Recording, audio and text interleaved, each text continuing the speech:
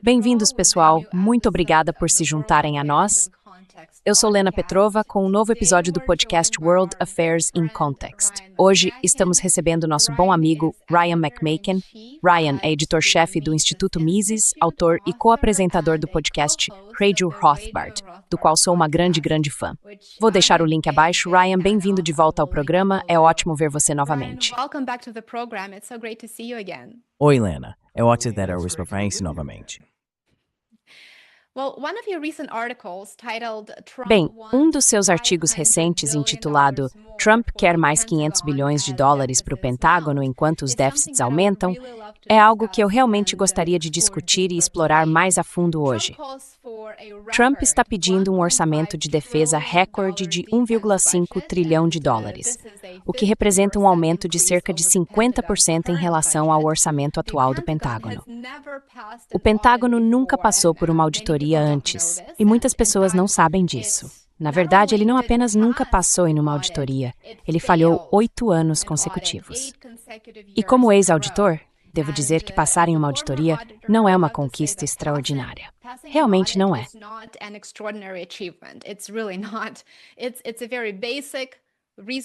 É um requisito muito básico e razoável, que garante responsabilidade e um certo nível de transparência. E ainda assim, aqui estamos nós nos preparando para entregar 1,5 trilhão de dólares a uma agência governamental que nunca passou por uma auditoria, uma que já falhou em auditorias e não conseguiu apresentar documentação que comprove suas despesas e ativos. No seu artigo, você escreveu que o aumento proposto nos gastos reflete o quanto o governo Trump passou a se concentrar em promover novas guerras e o quanto a Casa Branca realmente gosta de gastar o dinheiro dos contribuintes. Você poderia explicar como o aumento dos gastos militares está diretamente ligado à política externa intervencionista dos Estados Unidos, como mencionou em seu artigo, e como tudo isso é feito às custas de...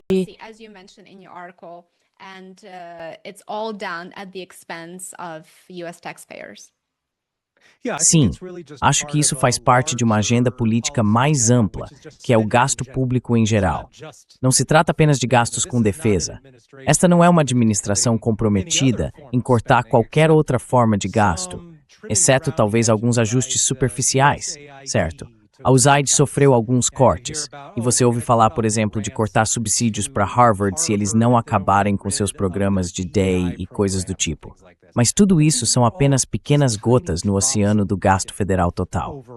O que realmente impulsiona o gasto federal são os grandes programas, Medicare, Medicaid, Previdência Social e os gastos com defesa. Todos esses juntos representam a esmagadora maioria do gasto federal.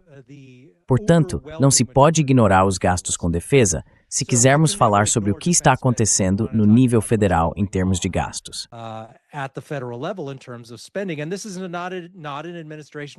E esta não é uma administração do tipo, vamos cortar os gastos da Previdência Social. Isso seria suicídio político. Ele nunca fala em cortar a Previdência Social, o Medicare ou qualquer coisa voltada para os eleitores mais velhos. Ninguém quer fazer isso em Washington, porque isso custaria votos. Então ele não está falando em cortar nada desse tipo para colocar mais dinheiro na defesa. É tudo adicional. É simplesmente mais gastos no geral.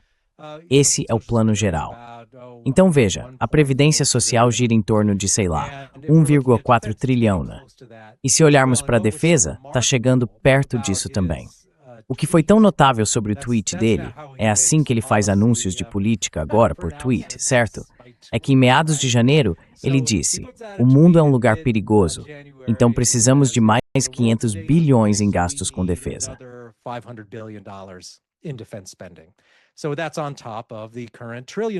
Então isso se soma ao trilhão de dólares atual, mais ou menos, o que representa um aumento de cerca de 50% em relação ao total do ano passado.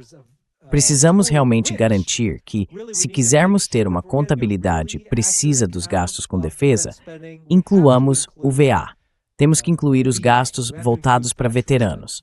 Muita gente se irrita quando você faz isso, mas é necessário porque os gastos com o VA são, na verdade, gastos com defesa adiados, certo? O que são os gastos do VA?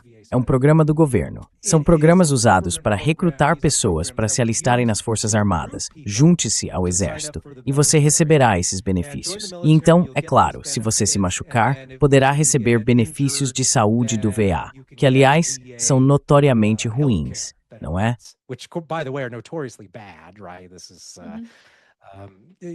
Isso é, sabe, o sistema de saúde socializado funcionando dentro do governo dos Estados Unidos. Mas há muitas pessoas que recebem benefícios do VA, então esses precisam ser incluídos. Eles simplesmente criaram um esquema político em que dizem: vamos separar isso dos gastos com defesa. Vai parecer que é outra coisa. Vamos afirmar que os gastos com defesa são menores do que realmente são. Na realidade, se você incluir os gastos com defesa do VA, o total já chega a cerca de 1,3 trilhão de dólares. E então o Trump diz: vamos adicionar mais meio trilhão a isso, 500 bilhões de dólares. Se você colocar isso em um gráfico, parece cômico, porque o que se vê é uma curva ascendente. Mesmo em termos ajustados pela inflação, ela continua subindo, e vem subindo há anos.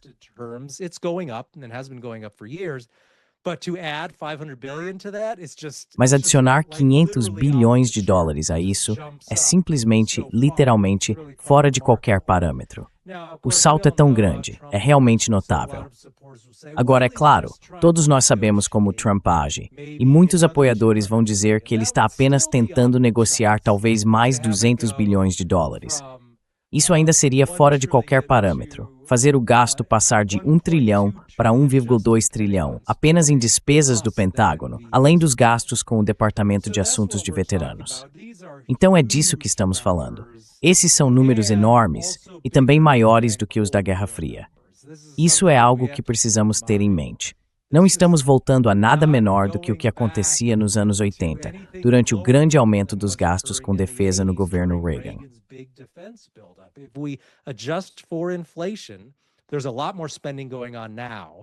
Há muito mais gastos militares agora do que havia até mesmo nos anos 80, quando nos diziam que os Estados Unidos precisavam lutar contra o império do mal, que existia uma defasagem de mísseis e que os Estados Unidos ainda poderiam perder e os soviéticos poderiam vencer. Mesmo assim, gastavam menos naquela época do que gastam agora, para enfrentar países que de forma alguma juraram inimizade eterna aos Estados Unidos, como os soviéticos faziam nos anos 1960. Portanto, é uma realidade totalmente diferente. Ainda assim, os gastos são maiores do que nunca. E como você observou, é claro, eles nem sequer sabem para onde vai esse dinheiro depois de gasto, porque nenhuma auditoria jamais foi aprovada.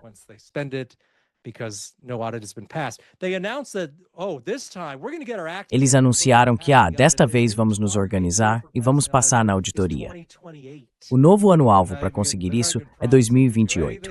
Eles nem estão prometendo fazer nada neste ano ou no próximo. Isso vai exigir pelo menos mais 24 meses para descobrir como passar nessa auditoria. Então, obviamente, ninguém deveria acreditar nisso ou levar a sério. Essa é, de certa forma, a realidade agora, onde estamos em relação aos gastos federais. É simplesmente muito, e devemos observar, aliás, que esses aumentos são do tipo de aumentos de gastos do nível Biden. Então, muitos republicanos não gostam do Biden e dizem,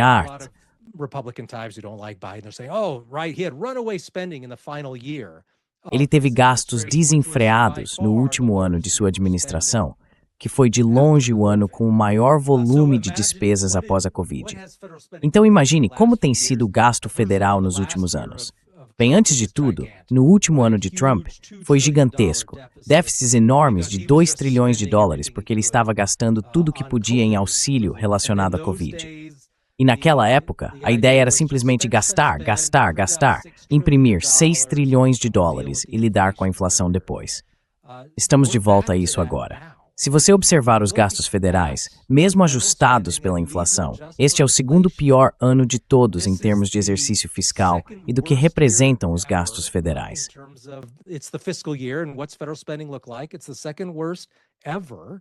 É o segundo pior de todos os tempos. E também o terceiro pior em termos de déficits até agora neste ano fiscal. Então, estamos a caminho de encerrar o ano fiscal com um déficit de provavelmente pelo menos 1,6 ou 1,7 trilhão de dólares, o que é enorme. Seria preciso voltar basicamente ao ano da Covid para encontrar déficits desse tamanho. E se o gasto insano do ano da Covid agora é o seu ponto de referência, bem, estamos em sérios apuros. Portanto, isso não é de forma alguma um retorno à média agora que Trump está no cargo. Ele está continuando os níveis de gastos da era Biden e da era Covid. E os gastos militares são apenas parte disso.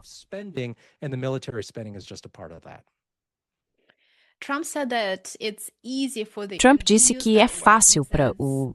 E ele usou essa palavra, ele diz podemos facilmente chegar a 1,5 trilhão de dólares. Agora, de onde o governo Trump vai tirar esse meio trilhão de dólares extra? Como você destaca em seu artigo, o governo federal continua aumentando os gastos mais rapidamente do que entram as receitas de impostos e tarifas.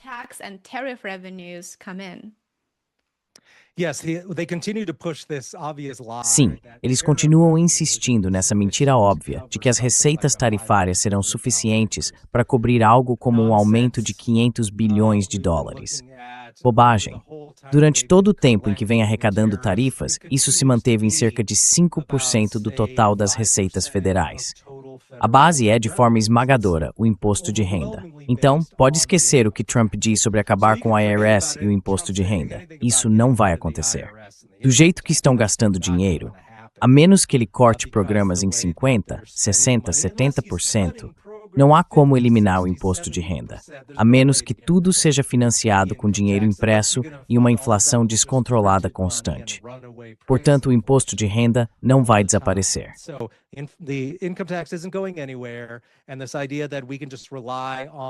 E essa ideia de que podemos simplesmente contar com as tarifas para pagar por isso é irrealista, porque mesmo que as receitas realmente comecem a crescer, ainda estamos falando de algo abaixo de 10% do total das receitas fiscais federais. E além disso, ainda estaremos operando com déficits de quase 2 trilhões de dólares, ou de 1,5 trilhão, de qualquer forma. Então, de onde vai vir esse meio trilhão de dólares? Não vai vir das tarifas. Uma parte pode vir, certo? Uma pequena parte pode, mas a maior parte virá apenas de gastos deficitários inflacionários. E é com isso que vamos ficar. Um monte de dívida a mais, que provavelmente acabará resultando em taxas de juros mais altas e mais inflação ao longo do tempo também.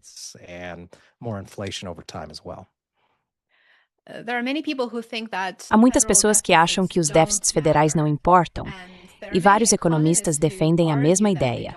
Mas o seu artigo diz que os americanos estão, na verdade, pagando caro por esses déficits. Você pode explicar como isso funciona?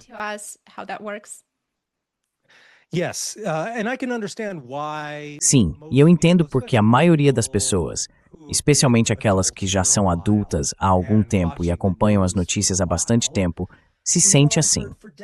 Todos nós ouvimos isso por décadas, certo? Grandes déficits federais, isso é uma coisa ruim, devemos nos preocupar com isso. Mas então aconteça o que acontecer. As pessoas perguntam, qual é o problema com os déficits federais? Não parece ser um problema. Parte do motivo pelo qual as pessoas concluíram que isso não é um problema é porque as taxas de juros vêm caindo nos últimos 40 anos. Elas subiram muito no início da década de 1980, quando o presidente do Fed na época estava tentando realmente controlar a inflação. E então as taxas de juros atingiram níveis muito altos naquele período.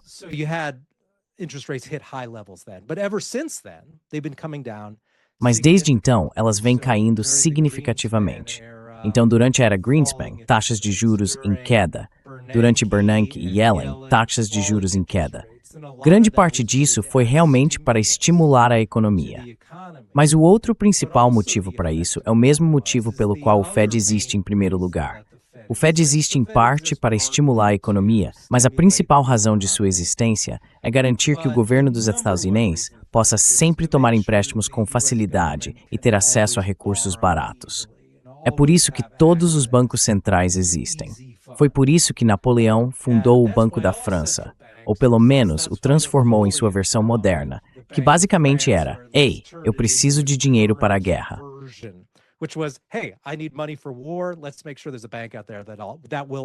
Vamos garantir que exista um banco por aí que sempre me empreste dinheiro a taxas de juros acessíveis. Mas essa situação mudou. Quando você tem taxas de juros em queda constante por várias décadas, parece que os déficits não importam, porque é possível contrair cada vez mais dívidas sem realmente se preocupar com os pagamentos de juros. Imagine se você tivesse uma hipoteca e pudesse refinanciá-la a cada poucos anos, e a taxa de juros continuasse caindo, o que, na verdade, foi o que muitas pessoas viram durante boa parte nesse período.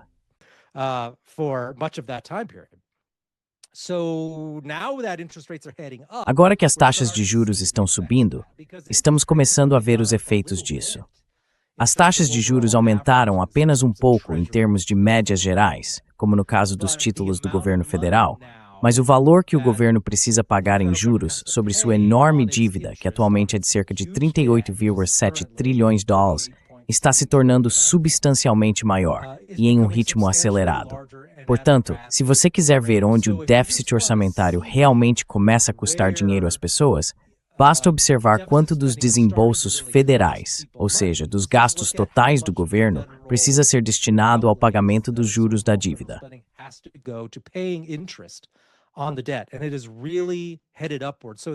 E isso realmente está subindo. No ano passado, pagamos cerca de, acho que 1,8 trilhão de dólares no total. Não, foi mais de 1 trilhão, só em déficits federais. Então isso é 1 trilhão de dólares, de um total que provavelmente é, em termos de receita tributária, cerca de 5 trilhões, usando números bem aproximados. Essa é uma parte substancial dos gastos federais totais que está sendo usada apenas para pagar juros da dívida. Agora, você está apenas pagando juros de guerras antigas e perdidas, de antigos programas de assistência social para pessoas que já morreram há muito tempo, de coisas que os trabalhadores mais jovens nunca aprovaram, nunca foram consultados, nunca deram seu aval, e agora estão pagando trilhões de dólares por isso.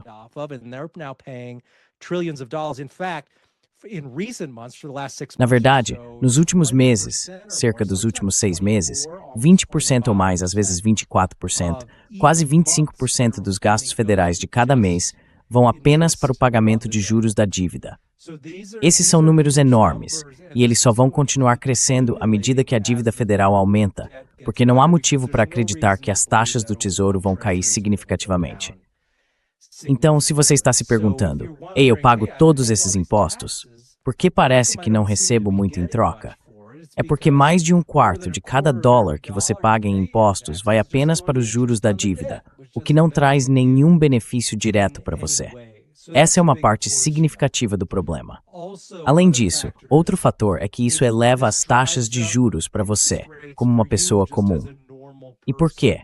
Porque para financiar sua enorme dívida, o governo precisa tomar emprestado cada vez mais dinheiro.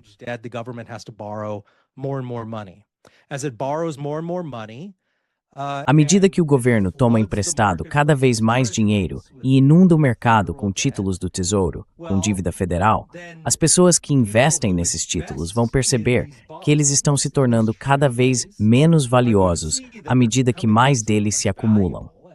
E elas vão dizer, ei, não queremos pagar tanto por essa dívida agora que ela está em toda parte. Isso significa que os rendimentos precisam subir, porque os investidores querem pagar preços mais baixos por seus títulos, já que eles se tornaram tão comuns, valem menos. Isso quer dizer que as taxas de juros pagas terão de aumentar. Assim, isso está elevando as taxas de juros em geral em toda a economia, porque os títulos do Tesouro são uma parte muito importante do cenário das taxas de juros, e você vai ver as taxas subirem como resultado.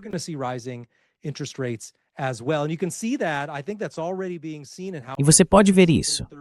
Acho que isso já está aparecendo na forma como afeta até mesmo as taxas de hipoteca de 30 anos. Agora, esse não é o único fator que influencia essas taxas. As expectativas de inflação, que estão relacionadas ao que estamos discutindo, também desempenham um papel. Mas à medida que mais e mais dívida entra na economia, as taxas de juros vão subir. E desde que o Fed começou a cortar as taxas de juros em setembro de 2024, as taxas de 30 anos, na verdade, subiram um pouco. Nos últimos meses, houve todos esses apelos para trazer as taxas de hipoteca de 30 anos de volta para baixo. O Fed não define realmente as taxas de hipoteca, mas pode tentar influenciá-las, então reduziu novamente sua taxa-alvo.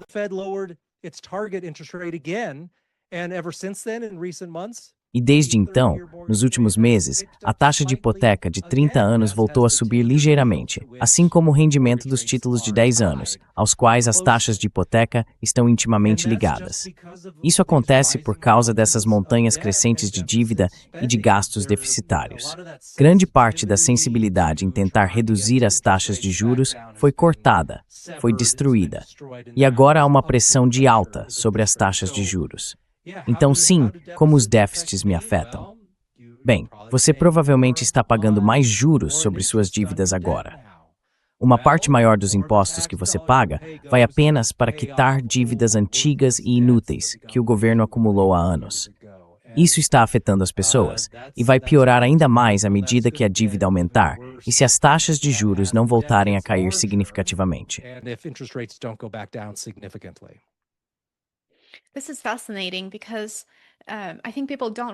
Isso é fascinante porque acho que as pessoas não percebem como tudo está conectado e como são impactadas pelas decisões políticas tomadas em Washington. Elas pensam, bem, outra pessoa está pagando por isso, mas eu não estou pagando.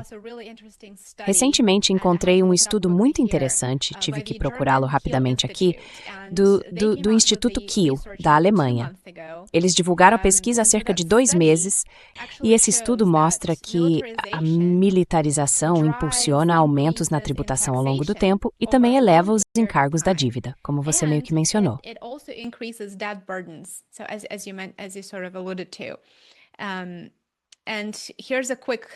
E aqui vai uma citação rápida da pesquisa. Eles dizem que quando os países fortalecem suas forças armadas, essa é uma forma bem educada de colocar, mas enfim, eles afirmam que quando os países fortalecem suas forças armadas, seja por causa de um conflito direto ou da ameaça de guerra, seguem uma trajetória histórica estável de financiamento que afeta a tributação e os encargos da dívida a longo prazo. E por isso, publiquei um post rápido no meu Substack com base nessa pesquisa, porque achei fascinante.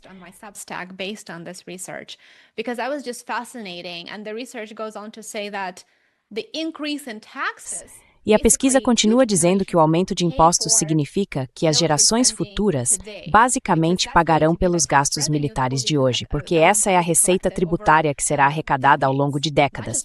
Não apenas uma década, mas na maioria dos casos várias. E isso não volta simplesmente a impostos mais baixos depois, continua aumentando. E claro, o peso da dívida, como você descreveu, afeta tudo na economia do país. Então, tudo está conectado.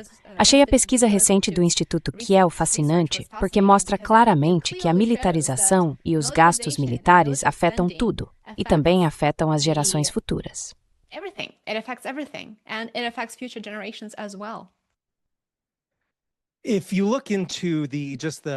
Se você analisar as pesquisas sobre as origens e a criação do Estado, apenas como uma instituição, certo? Trata-se de uma instituição com cerca de 500 anos. O Estado monopolista e burocrático, como conhecemos hoje. É algo bem diferente dos sistemas medievais de governança na Europa Ocidental. O velho ditado entre os estudiosos sobre o Estado é que o Estado fez a guerra e a guerra fez o Estado, porque os gastos militares estão intimamente ligados ao poder estatal em geral. E isso, bem, você sabe disso pelo Instituto Mises, e 2 de nossos melhores estudiosos, Ludwig von Mises e Murray Rothbard, observaram repetidamente que os gastos militares não são apenas um motor dos gastos e da regulamentação governamental em geral, mas também atuam continuamente como um meio de promover mais gastos futuros, inclusive em nível de propaganda, certo?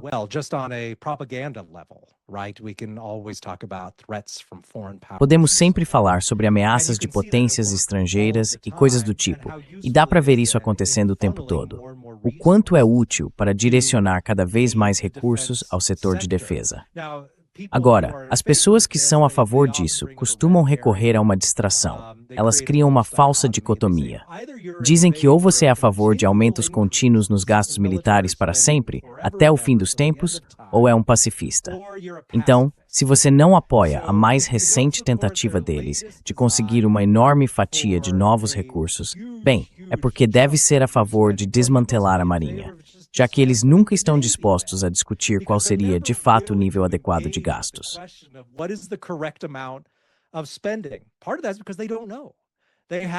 Parte disso é porque eles não sabem. Eles não têm uma definição. Eles não sabem qual é o nível correto de gastos e estão constantemente querendo expandir os teatros, especialmente os americanos. Eles estão sempre procurando expandir os teatros nos quais podem se envolver. E os Estados Unidos, certo? Nunca há um desengajamento de uma parte do mundo para focar em outra. Nós simplesmente adicionamos mais uma parte do mundo para nos envolver. E isso é muito diferente de algo que poderíamos apoiar, o que você poderia chamar de neutralidade armada, certo?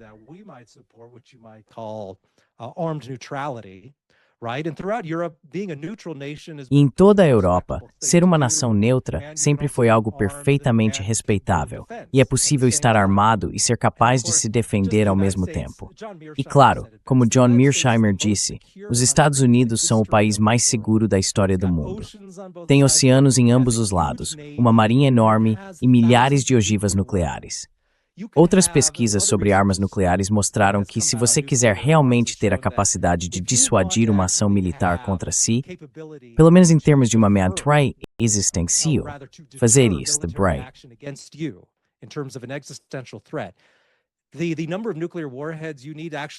o número de ogivas nucleares de que você realmente precisa provavelmente está na casa das dezenas, não dos milhares.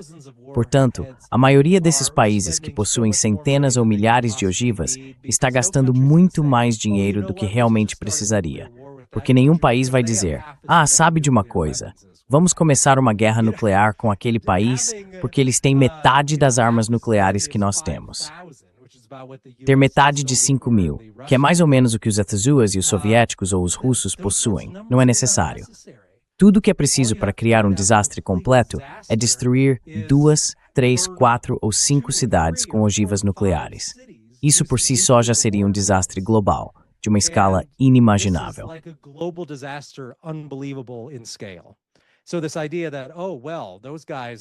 Então essa ideia de que, aqueles caras têm 1.000, então é melhor gastarmos mais dinheiro para modernizar e atualizar nossas armas nucleares, é realmente meio absurda, conversa de maluco.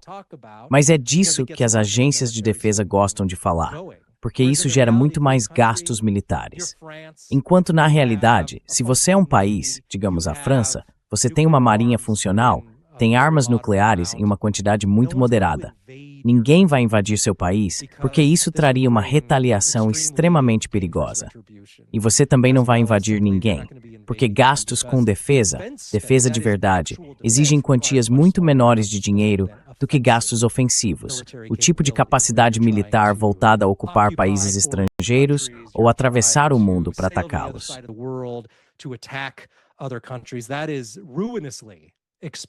Isso é extremamente caro. O que não é caro é simplesmente ter uma marinha que proteja suas próprias fronteiras. Mas essas distinções nunca são feitas. Eles só querem mais gastos militares em quantias enormes, ou então você deve achar que o mundo é um lugar seguro e não se importar com nada disso. Essas são as únicas duas opções que eles consideram aceitáveis. Mas a realidade é que os gastos com defesa não são algo que se possa eliminar, porque estão profundamente enraizados nas coalizões governantes da maioria dos estados. As empresas que produzem armamentos e o próprio exército são grandes empregadores em qualquer tipo de economia militarizada. Essas não são coisas que se possa simplesmente apagar e eliminar.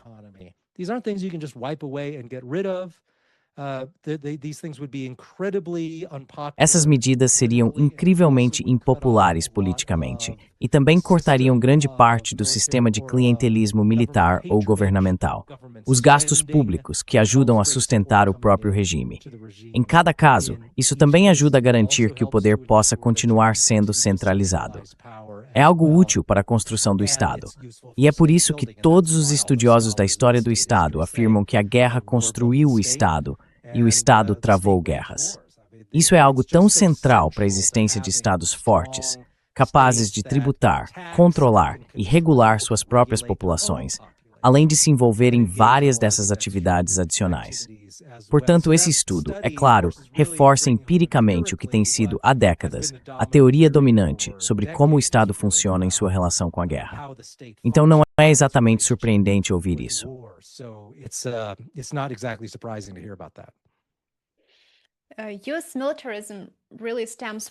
O militarismo dos Estados Unidos realmente vem da mentalidade da Guerra Fria, na minha opinião, certo?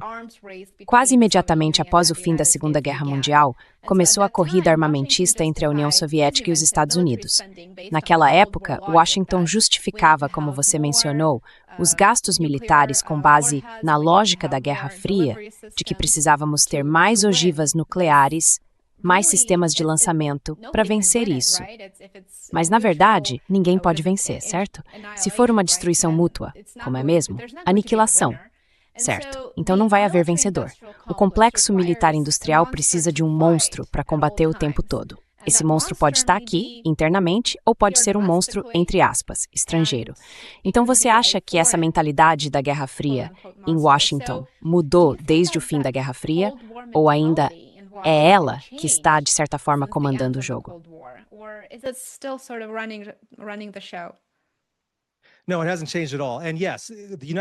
Não, não mudou nada. E sim, os Estados Unidos claramente se tornaram um tipo diferente de país depois de 1945. Você pode ver isso no trabalho de Jacob Hornberger, meu colega na Future of Freedom Foundation. Ele fez um ótimo trabalho sobre como os Estados Unidos mudaram após 1945 e se tornaram um estado de segurança nacional. Essa é a terminologia que ele usa. Antes de 1945 não existia CIA. O FBI não estava envolvido em vigilância em larga escala como está agora. Na verdade, se apresentava apenas como uma organização de apoio à aplicação da lei, certo? Nada dessa conversa sobre defesa nacional que se ouve hoje em dia. Agora, antes disso, é claro que houve intervenções ocasionais dos Estados Unidos, especialmente na América Latina, e em menor grau em algumas outras partes mais distantes do mundo.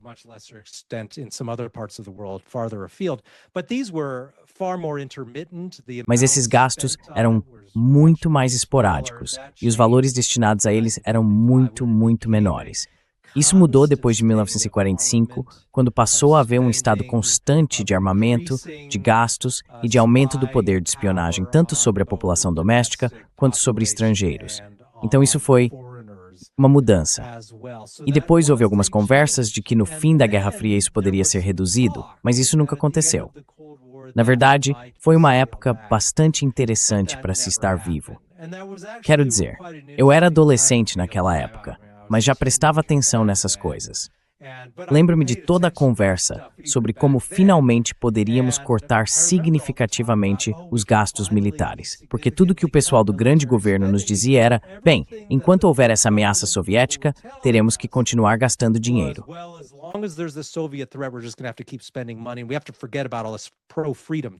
Tivemos que esquecer toda aquela conversa pró-liberdade durante a Guerra Fria. Mas uma vez que derrotamos os soviéticos, poderíamos voltar a ser um governo republicano muito moderado, muito humilde, e poderíamos recuperar tudo aquilo novamente. Mas isso nunca aconteceu.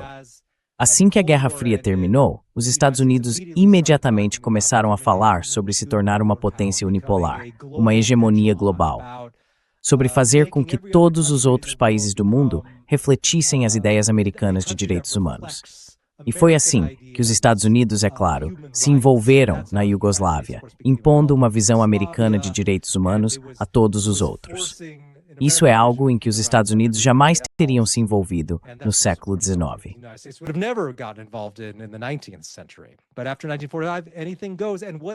Mas depois de 1945, vale tudo. Qualquer justificativa que se inventasse para legitimar mais intervenções militares, invadir outro país, era usada.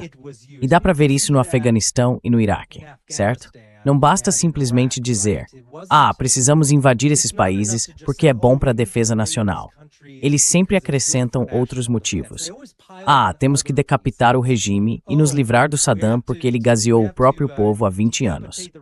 Temos que nos livrar do regime afegão porque eles perseguem mulheres e não deixam as mulheres irem à escola. O que, aliás, eles realmente não estão fazendo. Anunciaram outro dia que as mulheres não podem mais frequentar a escola no Afeganistão, nem sequer sair de casa para participar da vida pública de qualquer forma.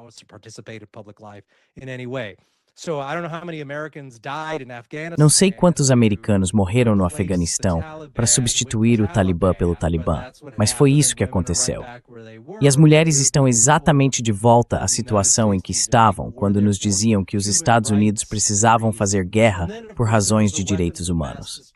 Depois, é claro, veio a razão das armas de destruição em massa.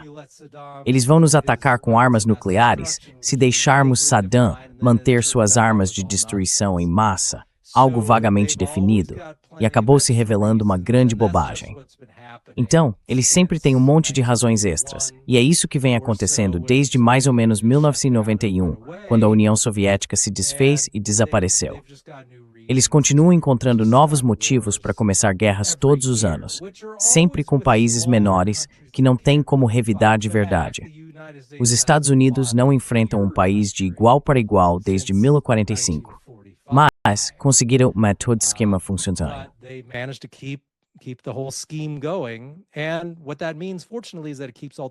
E o que isso significa, felizmente, é que isso também mantém todos os gastos em andamento.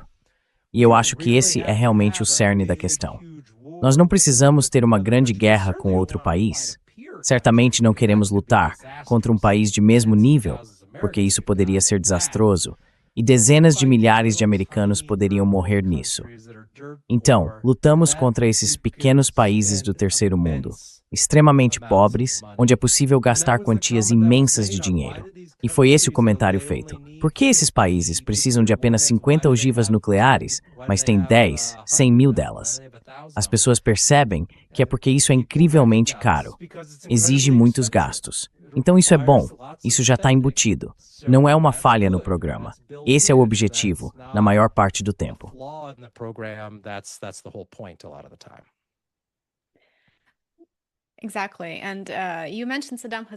Exatamente.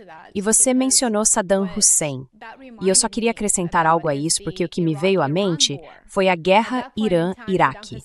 Naquele momento, Saddam Hussein não era um monstro que os Estados Unidos precisavam combater. Ele era um aliado contra o Irã.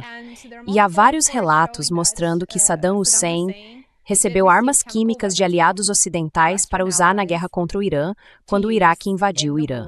Então, naquele momento, ele era um aliado.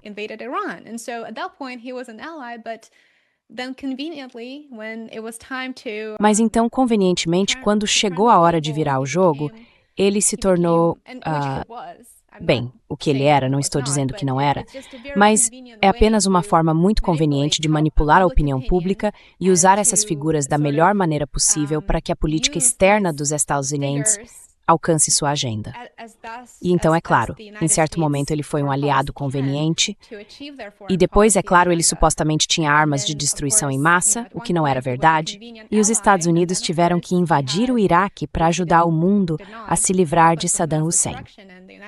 Então é muito interessante como a política externa dos Estados Unidos é flexível, e como os gastos militares também são flexíveis quando se trata de servir a agenda do complexo militar industrial e daqueles que se beneficiam dele.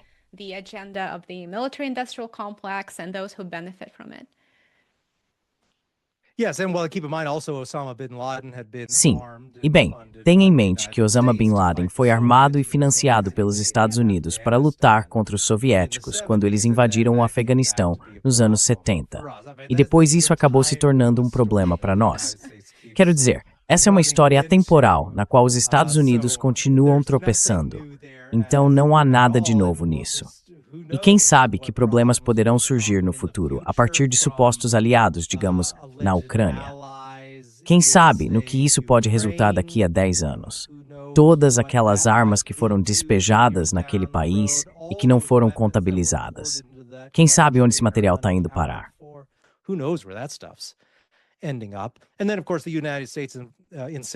Então, é claro, os Estados Unidos insistem em se envolver no Oriente Médio, o que é basicamente uma receita para a continuidade de ressentimentos com muitas partes do mundo e continua isolando os Estados Unidos tanto diplomaticamente quanto economicamente. E isso remete aos comentários que fiz anteriormente sobre como os Estados Unidos nunca realmente se desengajam de lugar nenhum, certo? Eles dizem, precisamos mudar o foco para a Ásia. A verdadeira ameaça é a China. Vamos mudar o foco para a Ásia. Tudo isso acaba significando que eles gastam mais na Ásia ou falam mais sobre a necessidade de mais intervenção dos Estados Unidos na Ásia.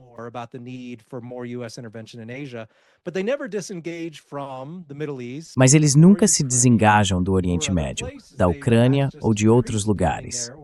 Na verdade, eles apenas aumentam os gastos nessas regiões, ou pelo menos os mantêm estáveis.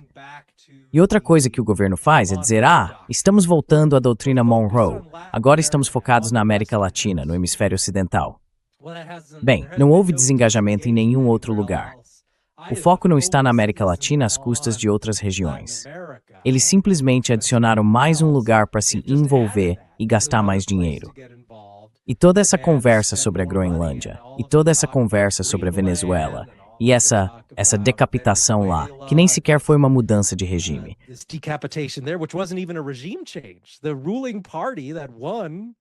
O partido governante que venceu com Maduro ainda está no poder. Era para acreditarmos que eles iriam instaurar o capitalismo de livre mercado lá ou algo assim, e que as pessoas se tornariam realmente livres.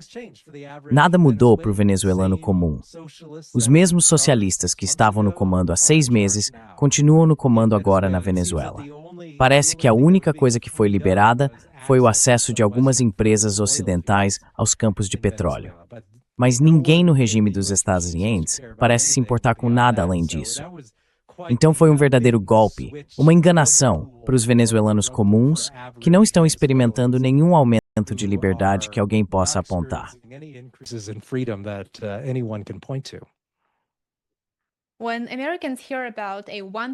Quando os americanos ouvem falar de um orçamento militar de 1,5 trilhão de dólares, eles parecem presumir que o foco está na defesa. Mas, na realidade, isso tem muito pouco a ver com defesa. Os Estados Unidos estão fortemente voltados para uma postura ofensiva em muitas regiões do mundo. Apenas nos últimos meses, como você mencionou, Trump bloqueou a Venezuela antes de sequestrar seu presidente. E agora a Armada dos Estados Unidos está no Golfo Pérsico, ameaçando o Irã.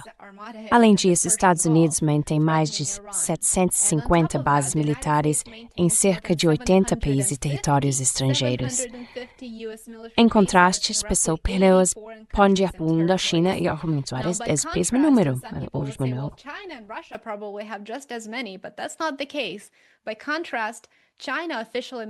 Em contraste, a China mantém oficialmente uma base no exterior, apenas uma, e ela está localizada em Djibouti, no chifre da África.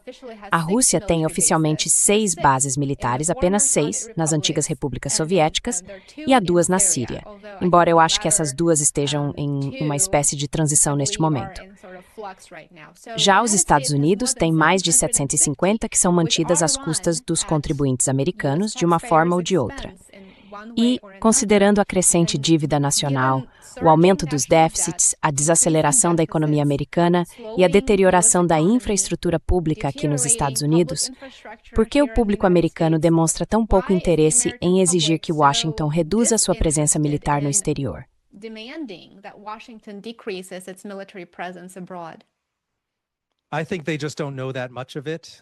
Acho que eles simplesmente não sabem muito sobre isso. Tudo que vem são os pequenos fragmentos que chegam até eles. Há uma ameaça estrangeira aqui e nós vamos cuidar disso, manter vocês seguros e também melhorar a vida dos estrangeiros. Essa parecia ser a narrativa em relação à Venezuela, por exemplo. De modo geral, as pessoas com quem eu interajo são gente comum, que não acompanha esse tipo de coisa o dia todo por profissão. Elas têm empregos de verdade. Não podem passar o dia lendo o jornal. As únicas informações que recebiam eram de que havia narcoterroristas saindo da Venezuela que iriam atacar os Estados Unidos de alguma forma.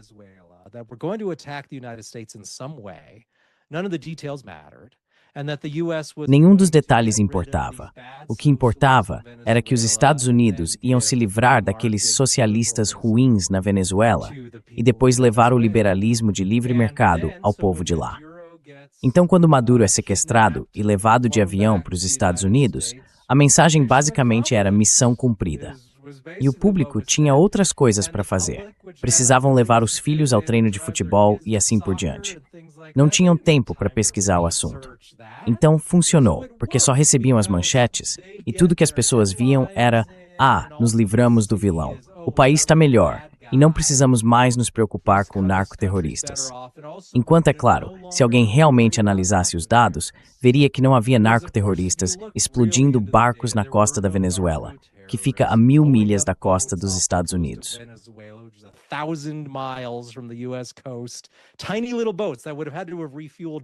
Barquinhos minúsculos que teriam que reabastecer várias vezes só para atravessar até os Estados Unidos. Nenhuma ameaça aí. Nenhuma liberdade foi levada à Venezuela, e isso simplesmente não significa nada.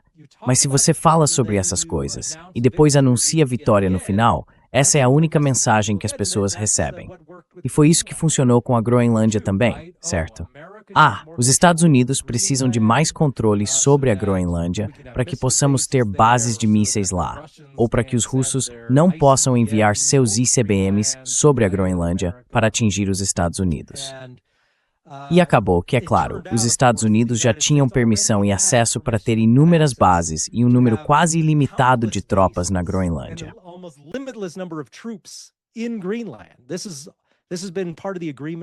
Isso faz parte do acordo há décadas. Não houve nenhuma mudança. Os Estados Unidos reduziram unilateralmente o número de tropas que tinham na Groenlândia, mas têm liberdade para aumentá-lo novamente. Por algum motivo, Trump decidiu que seria melhor, politicamente, imagino, falar algo como: vamos assumir o controle da Groenlândia e nos tornar mais seguros. No fim das contas, isso não muda em nada o status quo. Os Estados Unidos podem instalar bases na Groenlândia agora, assim como podiam há 6 meses. Nada mudou. Mas no final de tudo, ele anunciou: negociei um novo e ótimo acordo sobre a Groenlândia. E as pessoas acreditaram, porque não sabem. Quero dizer, quantas pessoas conhecem a história da política dos Estados sim em relação à Groenlândia? Praticamente ninguém.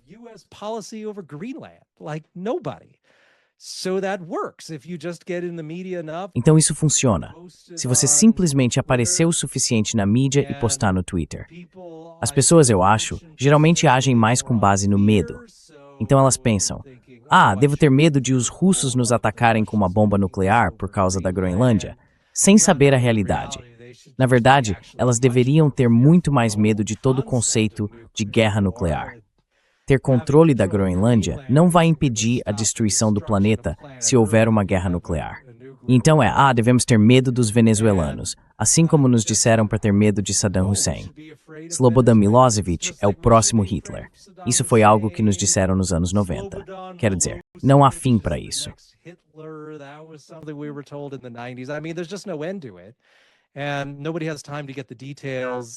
E ninguém tem tempo para entender os detalhes. Então o regime realmente controla a mídia e tem a capacidade de divulgar essas mensagens. E se você discorda disso, eles simplesmente começam a dizer que você é pacifista, que não se importa com a liberdade, que não se importa em defender os Estados Unidos. E isso funciona repetidas vezes. Eu diria que um ponto em que o povo americano evoluiu, porém, é que ele está muito menos tolerante, acho eu, a invasões diretas de países estrangeiros. Vimos os primeiros sinais disso durante o caso da Síria, quando Obama estava dizendo: sabe de uma coisa, precisamos invadir a Síria, precisamos de tropas em solo sírio e precisamos de uma mudança de regime lá.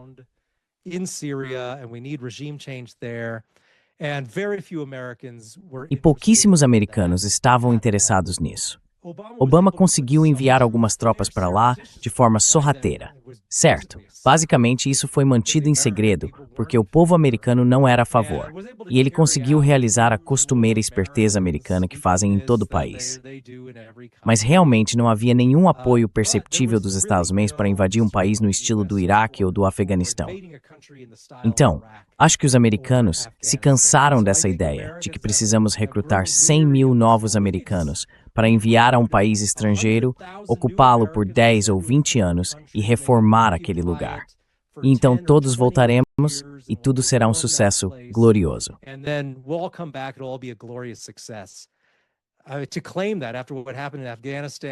Afirmar que depois do que aconteceu no Afeganistão e no Iraque, onde o Iraque agora é, na verdade, mais aliado do Irã do que nunca, após a mudança de regime, isso foi claramente um fracasso, mesmo pelos próprios padrões dos Estados Unidos.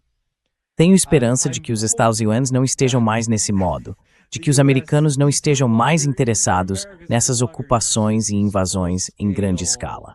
Mas isso não significa que eles farão algo para se opor a essas pequenas operações rápidas que duram algumas semanas no ciclo de notícias, depois desaparecem e os políticos declaram vitória. E precisamos gastar mais $1 trilhão enquanto isso para manter você seguro. Acho que isso ainda funciona. Acho que talvez eles só não consigam fazer tanto quanto gostariam.